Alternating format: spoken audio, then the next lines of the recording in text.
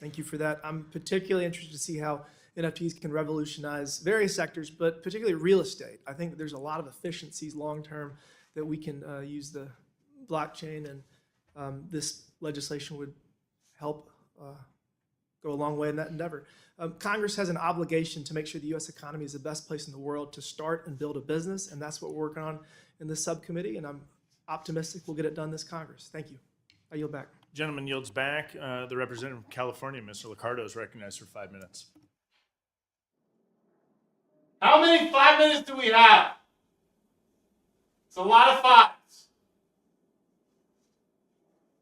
How many more do we have, fam? This is like school. These are the people that run our Maybe country. really pull the mic over Here. here. Thank you. My mistake. Wrong button. Wrong button. Thank you. And thank you, Mr. Chairman. Congratulations as well. I appreciate the testimony of the witnesses. Thank you all for being here. And I hope that we do move a stablecoin bill out with some bipartisan support. And I appreciate the hard work that's been done on all sides. And I also particularly appreciate our ranking member's work late last year to try to achieve a compromise, which I think was a good bill.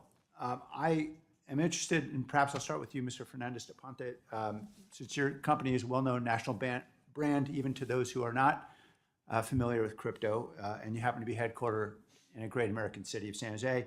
I wanted to ask, given the focus that you have and your company has on having a stable payment system, in your testimony you wrote on page 5 that regular and predictable market policy is necessary for the crypto industry to grow and thrive, and that's certainly understandable.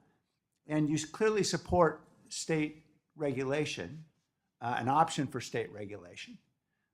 But I noticed that you also encouraged that there be uniform standards, for example, around reserve requirements, around risk management, governance. So then, do you share the concern that Mr. Mossad has that there ought to be some federal regulation or oversight over what the standards ought to be if we're going to have state chartered stablecoin? Thank you, Congressman, and thank you for your leadership in our home city, and it's a great city indeed, San Jose.